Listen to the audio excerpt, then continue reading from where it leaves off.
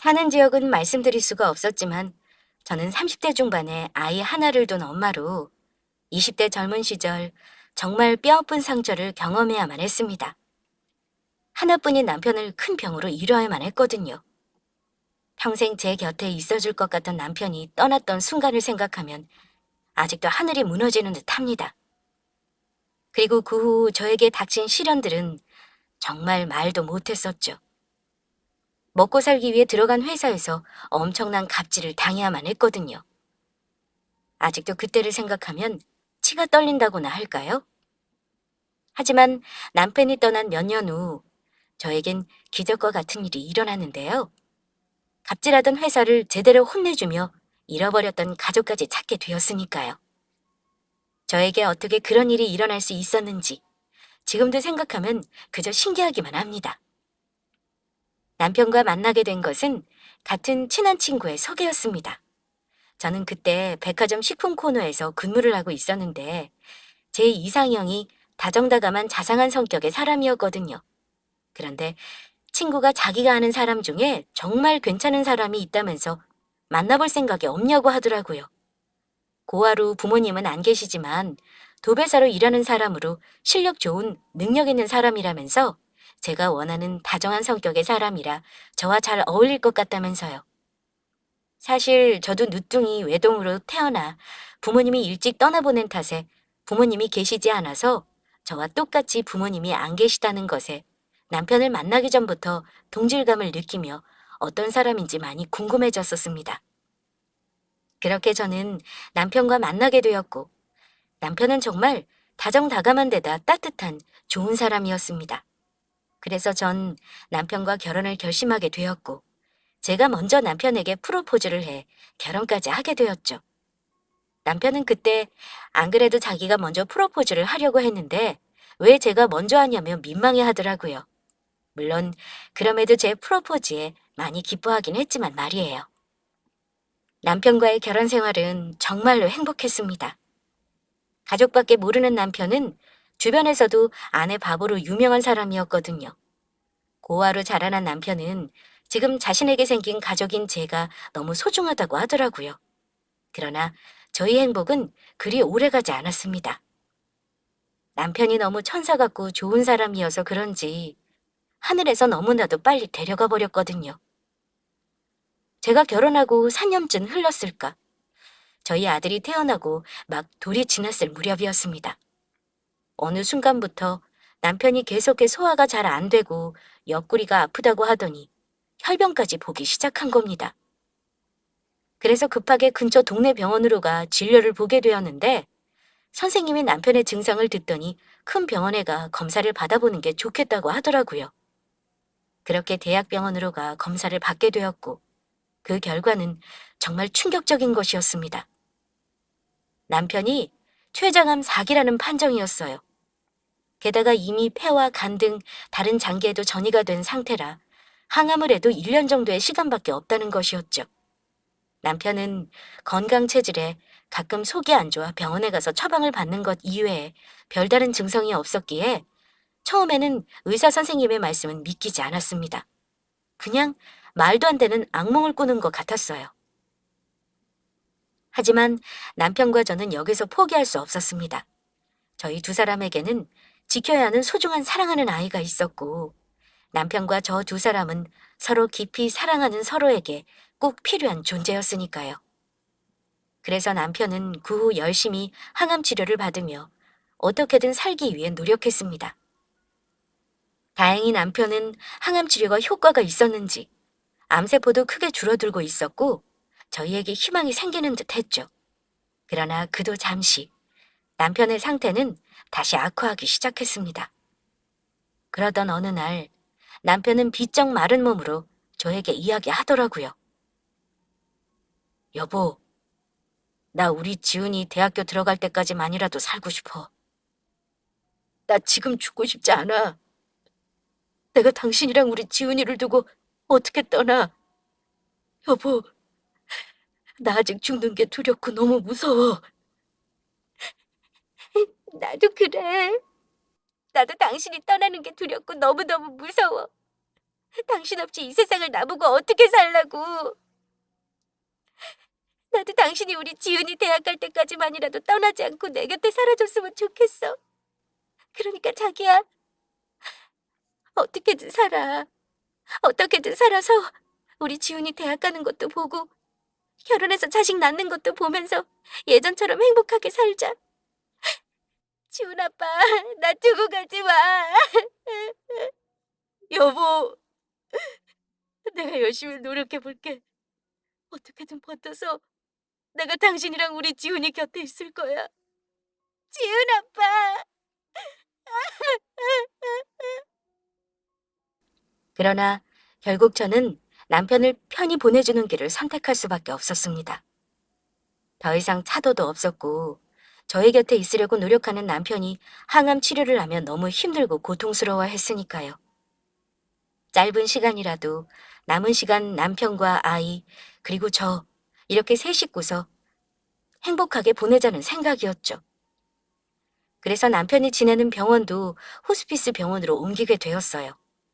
그러던 어느 날인가 그날은 날씨도 좋고 하늘도 맑은 날이었는데 그래서 그런지 남편이 컨디션이 매우 좋아 보이는 날이었는데 남편이 살며시 저에게 이야기하더라고요.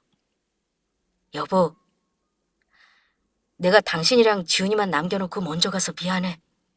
그래도 내가 하늘에서 당신이랑 우리 지훈이 지켜줄 테니까 아무 걱정하지 말고 잘 지내야 해. 내 몫까지 당신이랑 지훈이가 행복하게 열심히 살아줘. 그리고 지훈이가 사람 말을 알아들을 수 있는 나이가 되면 내가 얼마나 지훈이를 사랑했는지 꼭 이야기해줘. 아빠는 영원히 지훈이 사랑한다고. 그래, 꼭 그렇게 이야기해줄게. 우리 지훈이 꼭 누구보다 행복한 아이로 키울 테니까. 그러니까 여보, 아무 걱정하지 말고 우리 남은 시간 행복하게 잘 지내자. 그래, 그러자. 다 나은 사람처럼 컨디션이 좋아 보이던 남편은 다음날 갑자기 혼수 상태에 빠지게 되었습니다. 그리고 다시는 눈을 뜨지 않았죠. 누구보다 편안한 모습으로 저희 곁을 떠났어요. 그래도 아주 조금이긴 하지만 생각보다 저희 곁에 오래 머물러준 남편에게 고마울 따름이었습니다. 아쉬운 점이 있다면 고아였던 남편의 가족을 끝내 찾아주지 못했다는 것이었습니다. 남편이 어린 시절 가족들을 어떻게 잃어버렸는지 기억이 없었고 남편이 아프고 나서 남편과 아이를 돌보느라 그럴 생각을 전혀 하지 못했거든요. 그런데 막상 남편이 떠나고 나니 어떻게 해서든 남편의 가족을 찾아주기 위해 조금이라도 노력을 할 거라는 후회가 남았습니다.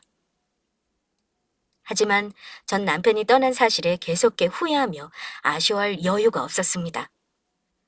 당장 앞으로 저와 3살짜리 어린아들 두 가족이 먹고 살 걱정부터 해야 했으니까요.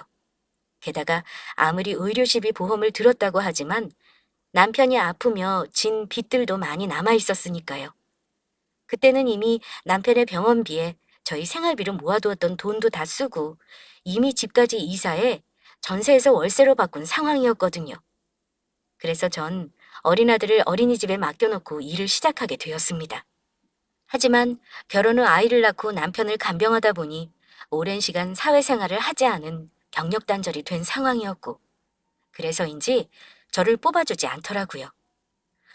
그렇게 해서 알바를 하며 몇 개월 동안 일을 찾다 겨우 취업하게 된 곳이 직원이 15명 남짓되는 김치를 만드는 작은 김치 공장이었습니다. 다행히 같이 일하게 된 동료들도 모두 좋은 분들이었고요. 그런데 막상 회사에 붙고 나니 한 가지 이상한 의문이 들더라고요. 회사에 들어가게 돼서 알게 된 사실인데 같이 일하시는 동료들도 좋고 다른 곳보다 월급도 많이 주시는데 회사에서 일할 직원을 뽑기가 힘들었다는 이야기였습니다. 그리고 얼마 지나지 않아 그 이유를 알게 되었죠.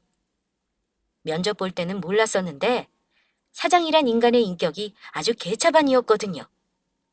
직원들에게 갑질이란 갑질은 다 하며 괴롭히는 못된 인간이었습니다. 직원들에게 터무니없는 세탁소 심부름에 음료수 심부름, 게다가 회사를 오래 다닌 몇몇 직원들에게는 욕설까지 하며 휴일에 본인 집에 불러 청소까지 시키는 것이었습니다. 게다가 월급이 많다고 생각했던 것도 전부 저의 오해였어요. 회사에 들어가고 근로계약서에 쓰여 있을 때는 설마 했었는데 추가 수당 없이 퇴근 후에도 잔업이 많았던 것이었습니다. 그래놓고 정작 사장 본인은 늦게 출근해서 일찍 퇴근하기를 밥 먹듯이 했고요. 그러던 어느 날 제가 회사에 입사해 다닌 지 5개월쯤 지났을까 사장이 기어이 저에게도 터무니없는 일을 시켜온 것이었습니다. 선민 씨, 이따 점심시간에 밥 먹고 할 일 없지? 그래서 하는 말인데 밥 다 먹고 나면 내 차 좀 깨끗하게 세차해놔. 네? 제가 사장님 차를요? 그래. 그럼 차 세차를 선민 씨가 하지. 사장인 내가 해? 직원이 사장이 타고 다니는 차 깨끗하게 닦아놓는 건 당연한 거 아니야? 난 이 회사의 얼굴이라고. 반짝반짝 윤이 나게 닦아놔야 할 거야. 내 차 비싼 외제차니까 기스나지 않도록 조심하고. 세차 잘했나 내가 이따가 직접 확인할 거야. 그리고 반드시 점심시간 안에 끝내서 선미 씨 하는 일에 지장 없도록 하고. 난 일 못하는 프로답지 않은 인간들은 딱 질색이니까 내가 번 돈으로 월급 받아가면서 그 정도는 해야 되지 않겠어? 내가 월급 주는 만큼 밥값은 제대로 하라고. 직원에게 본인의 사적인 일을 시키면서 프로페셔널까지 들먹이는 사장놈의 행동이 어이없었습니다. 본인의 행동이야말로 직원들에게 갑질이나 하고 일도 제대로 안 하는 사장답지 않는 모습이었으니까요. 그런데도 회사가 굴러가는 게 신기하게 느껴질 정도였어요. 사장의 못된 갑질에 화가 나긴 했지만 당장 회사를 관두면 먹고 살 걱정부터 해야 했던 저는 어쩔 수 없이 참고 회사에 다닐 수밖에 없었습니다. 그리고 사장이 저에게 갑질을 하지 않은 건 아니었지만 오래 다닌 직원이 아니라서인지 딱히 심하게 괴롭히는 일도 없었고요. 그런데 제가 회사에 다니고 2년 정도 되었을 때 예기치 못한 일이 터지고 말았죠. 공장에서 일하고 있는데 저희 아이가 있는 어린이집에서 급하게 연락이 온 것입니다. 아이가 갑자기 열이 나고 심하게 구토까지 하며 아프다는 것이었죠. 어차피 회사 퇴근 시간도 얼마 남지 않았고 거래처에서 김치를 주문한 물량도 적었던 날이라 저는 그날 팀장님께 사정을 말씀드리고 급하게 퇴근을 하려고 했습니다. 그런데 그날따라 일찍 퇴근을 하지 않고 회사에 남아있던 사장놈이 퇴근하려는 저를 붙잡는 것이었어요. 선민 씨, 지금 어디 가는 거야? 저희 아이가 아프다고 어린이집에서 갑자기 연락이 와서 반차 쓰고 가보려고요. 뭐? 우리 직원들 중에 월차나 반차 쓰는 직원들이 있었어? 그리고 아무리 아이가 아파도 그렇지 반차 쓸 거면 미리미리 사전에 말했어야 할 거 아니야? 죄송합니다. 그런데 저희 아이가 갑자기 아픈 걸 제가 예상할 수 있는 게 아니라서 미리 말씀드릴 수가 없었어요. 감히 하늘 같은 사장이 말하는데 꼬박꼬박 토나 달고 그래서 지금 선미 씨가 잘했다는 거야? 그리고 원래 아이들은 아프면서 크는 거야. 애가 죽을 병에 걸린 것도 아니고 그게 무슨 큰 대수라고 퇴근 시간 전에 가겠다는 거야? 반차든 뭐든 지금 나가면 선미 씨 오늘 일당 월급에서 깔 테니까 그렇게 알아. 내가 예전에도 몇 번 이야기했지. 난 프로답지 않은 것들은 딱 질색이라고. 내가 오늘 일당 빼는 게 정 싫으면 선미 씨 남편한테 연락해서 남편 보고 어린이집 가서 아이 데리고 오라고 하던지. 어디 마음대로 가기만 해봐. 난 분명히 월급에서 오늘 일당 깐다고 말했다. 어때? 그래도 갈 수 있겠어? 사장의 말에 저는 기가 차고 말았죠. 추가로 자주 일을 시키며 야근 수당까지 안 주는 인간이 아이가 아파 반차까지 쓰고 먼저 퇴근하겠다는 저의 말에 일당까지 들먹이며 못 가게 붙잡는 모습이 아주 치졸해 보였거든요. 그것도 퇴근 시간도 얼마 남지 않은 상황에서 말이에요. 그래서 저는 사장이 원하는 대로 해주기로 했습니다. 알겠습니다. 그러면 사장님이 원하시는 대로 오늘 일당은 제 월급에서 제외해 주세요. 그러면 되는 거죠? 제가 오늘 할 일을 안 하고 가는 것도 아니고 아무리 먹고 살자고 하는 일이지만 전 무엇보다 제 아이가 더 중요해서요. 그러면 이만 가보겠습니다. 뭐야? 지금 내가 잘못 들은 건가? 너 사장이 이렇게까지 말했는데 네 애 아프다고 지금 가보겠다고? 네. 어차피 오늘 제가 한 일 일당에서 제외한다고 하셨으니 굳이 제 시간 뺏기면서 더 여기 있을 필요 없는 거죠? 그럼 이만 가보겠습니다. 그러면 사장님도 좋은 저녁 보내세요. 야, 야! 전 그날 아이를 데리러 어린이집으로 달려가면서 생각한 것이 있었습니다. 아무리 월급을 많이 줘도 갑질을 하며 저희 아이를 제대로 돌볼 수 없는 곳에서는 더는 참고 다니기 힘들다고요. 조금 월급이 적더라도 내 아이를 제대로 볼 수 있는 회사를 알아보자는 마음이었어요. 남편과 저 사이에서 태어난 저희 아이를 지키는 것이 저에게 무엇보다 소중했으니까요. 물론 아직 한참 남아있는 빚이 있었고, 그러면 당연히 생활이 조금 어려워지겠지만 지금보다 어떻게든 더 아껴 살며 집에서 할 수 있는 부업을 알아보자는 생각이었죠. 그렇게 하면 어떻게든 지금의 상황들을 정리하며 해결이 될 것 같았거든요. 어딜 가서 일하던 지금 직장에서 갑질을 당하며 고생하는 것보다는 나을 거란 생각이었습니다. 다행히 회사에 다니며 2년 정도 경력도 쌓였고 저는 그렇게 다른 회사로 옮길 준비를 하게 되었죠. 그런데 회사에 출근한 다음 날부터 이상한 일이 벌어졌습니다. 제가 회사를 관둬야겠다고 결심한 다음 날부터 사장이 갑자기 저뿐만 아니라 직원들에게 친절하게 구는 것이었어요. 유독 저에게 신경을 쓰면서요. 일을 하고 잠깐 쉬는 오후 휴식 시간, 사장이 웬일로 커피 전문점과 빵집에서 비싼 음료와 빵을 사와 직원들에게 돌리더라고요. 그리고는 저에게 커피와 빵을 건네주며 이야기했습니다. 자, 다들 많이들 먹으라고. 전부 내가 쏘는 거니까. 특히 선미 씨 혼자 아이 키우려면 힘들 텐데 맛있게 먹고 힘내. 어제 선미 씨하고 직원들이 하는 이야기 우연히 듣게 되었는데 선미 씨 남편 죽고 혼자라며? 난 그것도 모르고 어제 괜히 잔소리했잖아. 진작 이야기하지 그랬어. 그러면 내가 신경 써줬을 텐데. 나야 아직 미혼이라 안 맞는 말일 수도 있지만 과부 마음 호라비가 다 한다고. 선미 씨가 아이 키우면서 혼자 얼마나 힘들었을지 혼자인 내가 누구보다 잘 안다고. 그러니까 선미 씨, 내가 좀 빵이랑 커피 먹고 힘내. 가끔 내 생각도 해주면서. 그리고 그날부터였어요. 다른 의미로 사장놈이 저를 괴롭히기 시작한 건 말이에요.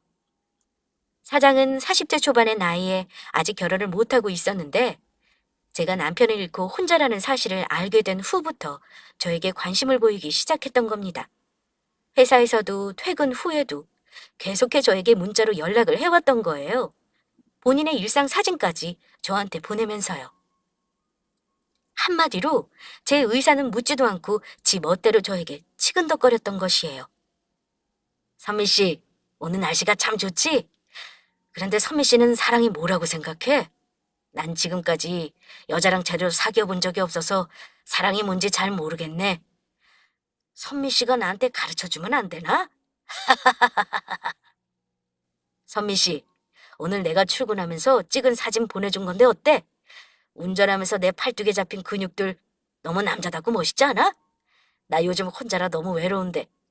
선미 씨도 외로우면 나한테 언제든지 연락하라고. 불러만 주면 내가 바로 달려갈 테니까. 우리 외로운 사람들끼리 잘해보자고. 선미 씨 주말엔 뭐해? 괜찮으면 나랑 데이트할까? 아이도 같이 데려와도 돼. 나처럼 자상한 남자 어때? 너무 멋있지 않아? 그러니까 이제 그만 튕기고 나한테 넘어오는 게 어때? 선미 씨도 좋으니까 내가 문자 보내는 거 받아주면서 가만히 있는 거 아니야. 내 말이 틀려? 어디서 나 같은 남자 만나기 어렵다고? 그러니까 잘 생각하는 게 좋을 거야. 내가 선미 씨 회사 사장이라는 것도 잊지 말고. 답장도 안 하는데도 계속해 저에게 문자를 보내는 사장놈의 더러운 행동에 저는 안 되겠다고 생각했죠. 원래는 회사를 알아봐 붙고 나면 관두려고 했었는데 그냥 이참에 말하고 관둬야겠다는 생각이 들더라고요. 그래서 저는 인간 같지도 않은 사장님한테 문자로 한마디 해주었습니다. 사장님, 이러는 거 불편하니 다시는 안 하셨으면 좋겠습니다. 저는 사장님과 개인적으로 인연 맺을 생각이 전혀 없으니까요. 자꾸 이렇게 못살게 괴롭히시면 전 사장님 전화랑 문자 차단할 수밖에 없습니다. 뭐야? 지금 차단이라고 했냐? 이게 불쌍해서 잘해줬더니 감히 사장 전화를 차단하겠다고? 너 두고 보자. 내가 어떻게 알아? 앞으로 너 회사 생활 좀 힘들어질 거다. 내가 반드시 꼭 그렇게 만들어줄 거니까. 아, 그러세요? 어디 할 수 있으면 얼마든지 해보세요. 저도 가만히 있지 않을 테니까. 사장은 제 답장에 화가 났는지 바로 저에게 전화를 걸어오더라고요. 하지만 전 사장놈의 전화를 받지 않았고 사직서를 준비해 다음날 회사에 출근하게 되었습니다. 사장을 보자마자 사직서를 던지고 나올 생각이었죠. 그런데 회사에 출근하자 사장은 저한테 언제 그랬냐 싶게 평소처럼 행동하며 직원들에게 하나하나 신경 써주는 척 안 하던 짓까지 하더라고요. 그리곤 갑자기 아침 회의 시간에 직원들에게 이야기하는 것이었어요. 오늘은 일을 일찍 끝내고 비싼 곳에 가서 좋은 저녁을 사주겠다면서 직원들과 평소 잘 하지도 않던 회식을 한다는 것이었죠. 게다가 그 회식 자리에서 그동안 고생한 직원들에게 특별 보너스까지 챙겨주겠다고 이야기하더라고요. 사장이 일찍 일을 끝내며 회식을 하자는 말보다 특별 보너스를 주겠다는 말에 동료들 모두 좋아했습니다. 그러니 그 앞에서 제가 사장에게 갑자기 바로 관두겠다는 이야기를 할 수가 없겠더라고요. 사장놈의 치졸한 성격에 제 행동에 괜스레 기분이 상해 직원들에게 보너스를 주겠다는 말 자체를 아예 취소할 수도 있는 것이었으니까요. 그런데 사장이 말을 마치고 저한테 말을 걸어왔습니다. 설마 선미 씨, 오늘 직원들 전체 회식인데 아이 때문에 일찍 간다고 하는 건 아니겠지? 회식도 일의 연장이라는 걸 잊지 마. 그리고 선미 씨 가면 오늘 회식이고 보너스 취소니까 그렇게 알고. 내 말 명심하는 게 좋을 거야. 전 어쩔 수 없이 어린이집에 전화를 해 조금 늦게 아이를 데리러 가게 될 것 같다고 이야기했습니다. 그렇게 해서 모두 일찍 일을 마치고 회식을 하러 가게 되었는데 사장놈이 사주겠다는 비싼 곳은 바로 삼겹살집이었습니다. 그것도 가격 저렴한 냉동 삼겹살 말이에요. 사장놈은 삼겹살을 시키고 직원들에게 보너스를 나눠주기 시작했는데 다른 직원들한테 보란 듯이 보너스를 나눠주면서 저는 쏙 빼놓는 것이었습니다. 누가 보아도 제가 사장놈의 마음을 거절한 일로 저에게 복수하려는 심보인 게 눈에 보였습니다. 그런데 다른 사람들에게 보너스를 주면서 저를 빼놓고 주지 않는 일에 제가 묻지 않고 가만히 있자 먼저 이야기를 꺼내더군요. 그것도 일부러 제 옆에 찰싹부터 앉아서요. 선미 씨, 내가 왜 선미 씨 보너스는 빼놨는지 알아? 내가 볼 때 선미 씨는 회사 일을 별로 열심히 하지 않는 것 같거든. 사장이 보내는 문자도 기분 나쁘다고 싶고 전화도 안 받고 말이야. 어디 직원이 그래서 되겠어? 그래서 내가 선미 씨 정신 좀 차리라고 일부러 안 줬어. 보너스 받고 싶으면 앞으로 나한테 잘하라고. 알겠어? 그렇게 말을 마친 사장놈이 기어이 선을 넘었습니다. 능글맞은 웃음을 지으며 갑자기 자신 앞에 맥주잔을 들더니 제 앞에 내미는 것이었어요. 그래서 하는 말인데 선미 씨가 내 잔에 술 좀 따라봐. 왜? 술도 예쁜 여자가 따라줘야 맛있는 거잖아. 비록 선미 씨가 애엄마이긴 하지만 우리 공장에선 아이도 제일 어리고 예쁘니까 나도 한번 기분 좀 내보자. 그러자 사장님의 행동이 지나치다고 생각했는지 주변에서 말리기 시작했죠. 사장님, 아무리 그래도 그건 아닌 것 같은데 그만하시죠. 맞습니다. 요즘 세상에 여직원한테 그런 일 시키면 큰일 나요. 그래서 저는 방긋 웃으며 말했죠. 사장놈의 더러운 행동에 어차피 회사도 관두기로 결심했고 동료들도 보너스까지 받은 상황이니 하고 싶었던 말을 하며 제대로 하며 일을 저질러 버리기로 마음 먹었던 것이에요. 저는 괜찮아요. 우리 사장님이 따라달라고 하는데 당연히 따라드려야죠. 그런데 제 말을 어떤 뜻으로 받아들였는지 사장님이 얼굴까지 붉히며 좋아하더라고요. 진짜야? 우리 선미 씨가 정말로 나 술 따라주는 거야? 진작에 이렇게 나올 것이지. 그러면 내가 선미 씨 줄 보너스도 준비해뒀을 텐데. 그러니까 앞으로 나한테 잘하라고. 그럼요. 앞으로는 사장님한테 잘해드리려고요. 그러니까 제 술 한 잔 받으세요. 저는 사장놈의 술잔이 넘치도록 맥주를 콸콸 따라주었습니다. 그리곤 맥주를 사장놈 얼굴에 부어버렸어요. 네, 너 이게 뭐하는 짓이야? 너 진짜 나한테 해고당하고 싶어? 그러는 너야말로 이게 무슨 짓이야? 너는 회사 사람들이 네 노예처럼 보이냐? 매일 직원들한테 갑질이나 하면서 괴롭히기나 하고 정신 똑바로 차려. 요즘 세상이 어떤 세상인데 아직도 정신 못 차리고 그러고 살아. 이 거지 같은 자식아. 안 그래도 니놈 때문에 이 그지 같은 회사 관두려고 했는데 아주 잘 됐네. 이 되먹지 못한 추잡스러운 놈아. 어디 당장 나 해고해봐. 성격이 그렇게 개차반이니 니놈이 지금까지 결혼도 못하고 혼자인 거야. 어디 잘 먹고 잘 살아봐라. 저는 쌈장 접시를 들어 사장 얼굴에 범벅을 만들어 버렸어요. 너 내가 고소해버릴 거야. 너 콩밥 먹게 만들 거라고. 알겠어? 어디 해볼 테면 해봐. 나도 니놈 지금까지 있었던 일 전부 성희롱으로 노동청이랑 경찰에 신고해버릴 테니까. 내가 그동안 나한테 보낸 문자 메시지랑 계속 전화해서 괴롭힌 것까지 전부 증거로 모아놨어. 그리고 여기 식당 위에 저기 CCTV 보이냐? 저기로 너가 나한테 어떻게 성희롱했는지 다 찍혔을 거다. 너야말로 콩밥 먹게 될 거라고. 너처럼 찌질한 놈이 하는 말 하나도 안 무서우니까 어디 마음대로 해봐. 그리고 저는 마지막으로 사장놈 얼굴에 준비해놨던 사표를 갈겨주었습니다. 그리고 이건 내 사표니까 이거나 처먹고 어디 배 터지게 잘 살아봐라. 이 재활용도 안 될 쓰레기 같은 자식아. 그날 그렇게 저는 사표를 사장놈의 얼굴에 던지고 회사를 관두게 되었죠. 그런데 막상 회사를 나오고 나니 겁이 나지 않았던 것은 아니었어요. 혹시 저를 아무 곳에서도 뽑아주지 않으면 어쩌나 걱정이 되었죠. 그런데 죽으라는 법은 없는지 다행스럽게도 제가 사는 지역의 유명한 김치 공장에서 생산지 직원을 뽑는다고 인터넷에 공고가 올라왔습니다. 제가 다니던 작은 김치 공장과는 비교가 안 될 정도의 큰 회사로 사장님이 여자분이라 그런지 여성 친화적인 기업으로 복지가 좋기로도 유명한 곳이었죠. 그때가 코로나가 막 유행할 시기였는데 그래서인지 사람들이 밖으로 나가지 않아 집에서 식사 시간이 늘며 김치의 매출이 늘어 추가로 사람을 뽑게 되었다는 것이었어요. 그래서 저는 망설이지 않고 제 경력을 살려 여자 사장님이 계신 김치 공장에 지원을 하게 되었습니다. 다행히 얼마 지나지 않아 면접을 보러 오라는 연락을 받게 되었죠. 그런데 면접 당일 전 큰 문제에 부딪히고 말았습니다. 코로나로 어린이집이 임시 휴업을 하면서 저희 아이를 봐줄 곳이 없었던 것입니다.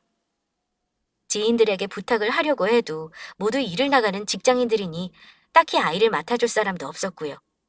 그래서 전 결국 어쩔 수 없이 5살 아이의 손을 잡고 부랴부랴 면접을 보러 회사로 찾아가게 되었습니다. 꼭 다니고 싶던 회사라 쉽게 포기할 수 없었거든요. 그런데 면접을 보기 위해 아이를 데려온 저를 보며 모두 쳐다보며 이상하게 생각하더라고요. 그리고 순서대로 사람들이 하나씩 면접을 보며 저 또한 면접을 보러 면접장 안으로 들어가게 되었습니다. 면접관들이 3분이 앉아 있었는데 회사 면접장에서 아이를 데려온 저를 보며 면접관 분들이 조금 당황한 듯 보였습니다. 그래서 저는 면접관 분들에게 사과부터 해야 했죠. 죄송합니다. 코로나 때문에 어린이집이 임시 휴업을 해서 아이를 데리고 올 수밖에 없었어요. 그러자 거기서 제일 높으신 분으로 보이는 여성분이 말씀을 하시더라고요. 회사에 지원하며 인터넷으로 회사 홈페이지를 확인해 봤는데 회사 사장님으로 보였습니다. 아니에요. 코로나 때문에 여기저기 피해보는 사람들이 많으니 당연히 그럴 수도 있죠. 여기 사람들 다 애 키워봤던 엄마들이니 괜찮아요. 그렇게 면접은 시작되었고 저희 아이도 눈치가 있어서인지 조용히 제 다리에 가만히 앉아 있었습니다. 하지만 제가 면접을 보는 동안 심심했는지 저희 아들이 손에 든 장난감으로 장난을 치다가 자기 목에 걸려있는 목걸이를 잡고 장난을 치기 시작했습니다. 그런데 저희 아들이 목걸이로 장난치는 모습을 보던 사장님이 놀라 가만히 지켜보더니 저에게 떨리는 목소리로 묻는 것이었어요. 저 미안한데 아이 목에 걸린 목걸이가 누구 건가요? 괜찮으면 저한테 알려줄 수 있나요? 아, 면접 중에 이런 말씀 드려도 되는 건지 모르겠지만 이 금목걸이는 저희 남편이 남긴 유품이에요. 저희 남편이 사실 고아여서 보육원에서 자랐는데 부모님이 해주셨던 건지 남편이 보육원에 오기 전부터 차고 있던 목걸이라고 해요. 그래서 저희 아들한테 아빠 잊지 말고 기억하라고 목에 걸어줬어요. 남편이 저희 아이 3살 때 췌장암으로 세상을 떠났거든요. 제 말에 사장님은 벌떡 일어나더니 저희 모자에게 가까이 다가왔습니다. 그리고 남편의 유품이라는 아이가 차고 있는 목걸이를 자세히 확인한 순간 갑자기 저희 아이를 껴안고 울기 시작했던 거예요. 아가, 나다. 내가 네 할미다. 이제야 널 이렇게 찾는구나. 우리 영진이 아들을 여기서 찾았어. 네? 사장님이 저희 아이 할머니라니 도대체 그게 무슨 말씀인가요? 이 목걸이 내가 직접 디자인까지 해서 금은방에 맞춰서 우리 아들한테 해준 거라고. 그래서 내가 잊을 수가 없어. 며느리야, 이렇게 너를 보는구나. 그러면 지금 저희 남편 어머니가 사장님이라는 말씀인 거예요? 어머니, 어머니 어쩌면 좋아요. 그이가 떠났어요. 저랑 지훈이만 두고 떠나버렸다고요.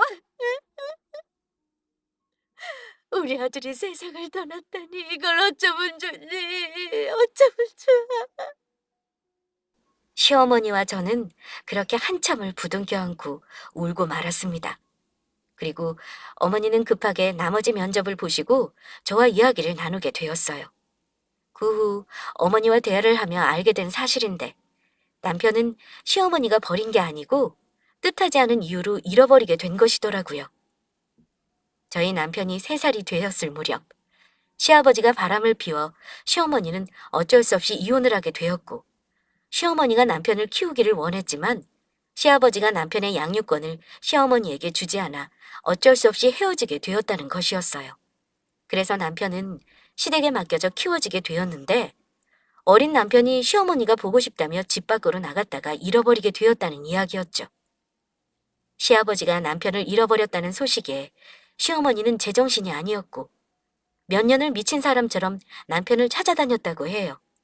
그러나 결국 남편을 찾을 수가 없었고 시어머니는 남편을 계속해 찾고 반찬 가게를 하며 김치를 팔게 되었는데 입소문이 나면서 지금의 김치 공장까지 세워 크게 성공하게 되었다고 합니다. 시아버지는 이미 돌아가신 후고 시어머니는 지금까지 남편을 찾는 일을 포기하지 않고 있었다고 하더라고요. 그래서 이미 실종자 가족 지원센터에 당신 유전자까지 등록해 놓은 상태였다고 합니다. 저는 남편의 간병을 하며 또 아이를 돌보며 먹고 사느라 정부에서 실종자 가족 지원센터를 운영하고 있다는 사실을 알지 못했고요. 며느라가 그동안 고생 많았지? 하지만 앞으로는 걱정하지 마라. 내가 아가 너랑 우리 손주 전부 책임져 줄 테니까 우리 영진이한테 해주지 못한 거 아가 너랑 우리 손주한테 원 없이 해주며 살 거다. 그러니 우리 앞으로 행복하게 살자. 네, 어머니 고맙습니다. 사실 저랑 지훈이 남편한테 남편 목까지 행복하게 열심히 살기로 약속했거든요. 그러니까 어머니 말씀대로 우리 행복하게 살아요. 그래, 그러자. 그런데 지훈이랑 둘이 살면서 뭐 힘든 일은 없었어? 우리 영진이 떠나고 둘이 별탈 없이 잘 살았던 거야? 시어머니의 물음에 머뭇거렸던 것도 잠시. 전 살아생전 남편과 어떻게 지냈는지 어머니께 자세히 이야기해드리며 남편이 떠나고 어떻게 살아왔는지에 말하게 되었습니다. 그래서 전 직장에서 저를 괴롭히던 사장님의 이야기까지 하게 되었고요. 그런데 어머니가 제 이야기에 깜짝 놀라시더라고요. 알고 보니 제가 다니던 전 직장인 김치 공장을 시어머니께서 인수하기로 했다는 것이었어요. 시어머니 김치 사업이 잘 돼 공장을 확장할 계획을 세우던 중 어머니 회사 근처에 망해가는 김치 공장이 있다는 이야기를 듣게 되었고 그게 바로 제가 다니던 전 직장이었던 것입니다. 그래서 지금 저희 전 직장 사장과 공장을 인수할 이야기가 오가던 차였다는 것이었습니다. 그런데 어머니는 사장놈이 저에게 어떻게 갑질을 했는지 이야기를 듣던 중 분노하고 말았죠. 괘씸한 놈.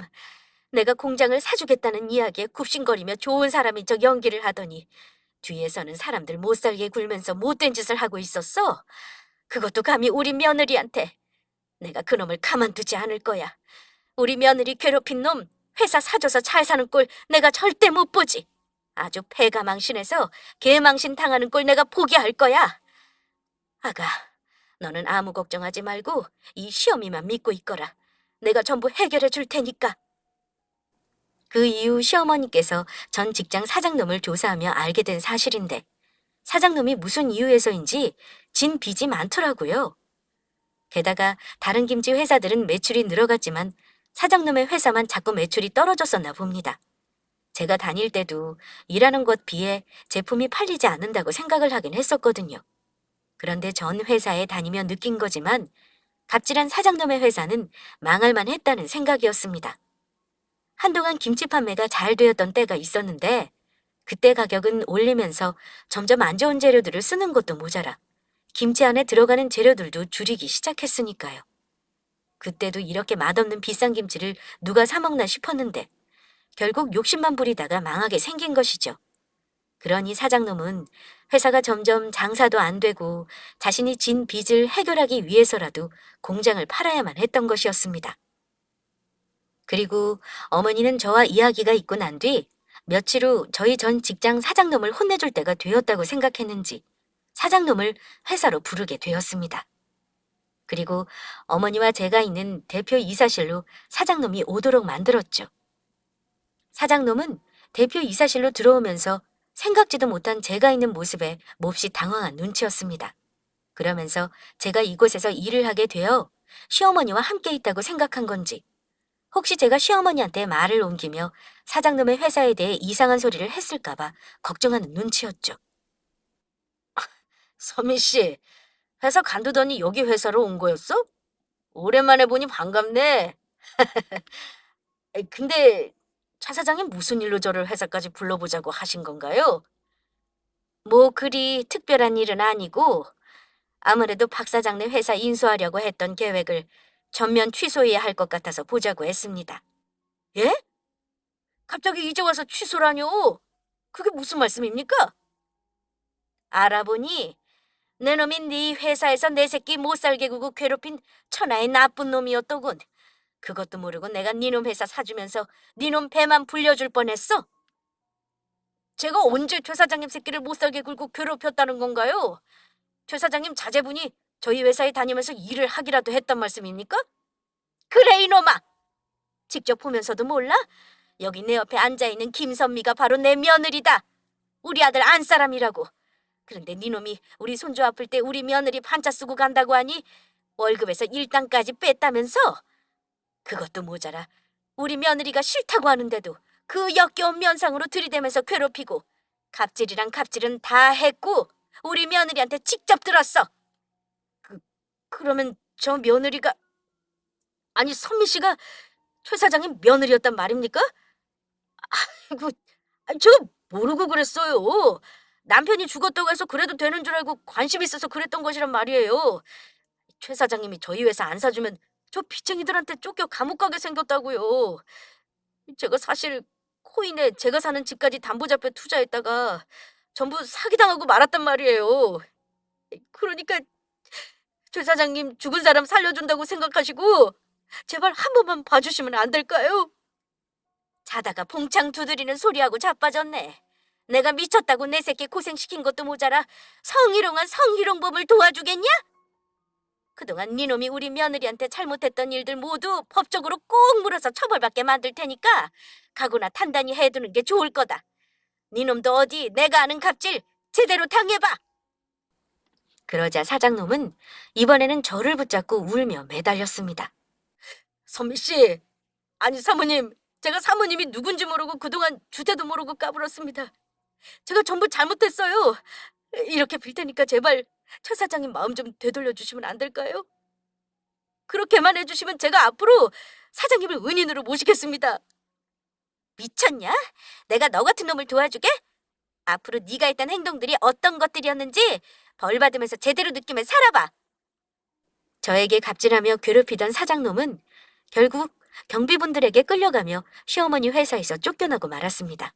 결국 사장놈은 어머니가 김치 공장을 사주지 않아 본인의 김치 공장과 함께 쫄딱 망하고 말았고 사장놈은 저에게 성희롱을 한 것과 더불어 사장놈 회사에서 일하던 직원들에게까지 그동안의 괴롭힘에 대해 고소를 당했습니다. 게다가 빚쟁이들에게 빌린 돈까지 갚지 못해 끝내는 교도소 신세까지 지게 되었죠. 그리고 저희 시어머니는 사장님의 회사가 망하고 그곳에 다니던 직원들이 걱정되었는지 전부 어머니 회사로 채용시켜 주셨어요. 새로 신입사원을 뽑느니 숙련된 경력직 직원들을 데리고 오는 게 훨씬 낫다면서요. 그리고 그 이후 사람 일은 혹시 모르는 일이라 저희 아들과 시어머니의 유전자 검사를 마친 후 저와 저희 아들은 시어머니와 함께 살게 되었습니다. 시어머니는 그동안 지은 저희 빚까지 전부 갚아주셨고요. 시어머니는 처음으로 남편이 있는 납골당을 찾아간 날 많이 우셨습니다. 저도 어머니를 따라 많이 울었고요. 그날 어머니와 함께 남편에게 약속을 했습니다. 이제는 저와 저희 아이뿐만 아니라 어머니도 함께 남편 몫까지 행복하게 열심히 살아가기로요. 그리고 남편과 한 또 하나의 약속대로 저희 아들에게 남편이 얼마나 사랑했는지 이야기해 주었습니다. 그렇게 시어머니를 만나고 3년이 훌쩍 지난 지금도 남편의 납골당에서 했던 약속을 떠올리며 저희 세 식구는 행복하게 열심히 살아가고 있습니다. 아이는 건강하게 자라 벌써 초등학생이 되었고 저도 일한 경력을 살려 시어머니를 따라 김치 사업을 도와드리고 있어요. 사람이 살면서 예기치 못한 뜻밖의 불행도 찾아오지만 또 생각지도 못한 행복한 만남의 순간도 찾아오는 것 같습니다. 아직도 남편이 많이 그립고 보고 싶은 것도 사실이지만 지금 제가 받게 된 모든 행복들 전부 남편이 저와 저희 아이 그리고 시어머니를 위해 보내준 선물이라 생각하며 앞으로도 행복하게 살아보려 해요. 그리고 하늘에 있는 남편에게 전하고 싶은 말이 있었는데 다음 생에에도 우리가 만나게 되면 꼭 제 남편으로 태어나달라고 하고 싶습니다. 그리고 그때는 오래오래 행복하게 살아보자고 이야기하고 싶어요. 절대 헤어지지 말자고요. 그러면 이만 제 사연을 줄이도록 하겠습니다. 모두 함께 해주셔서 감사합니다.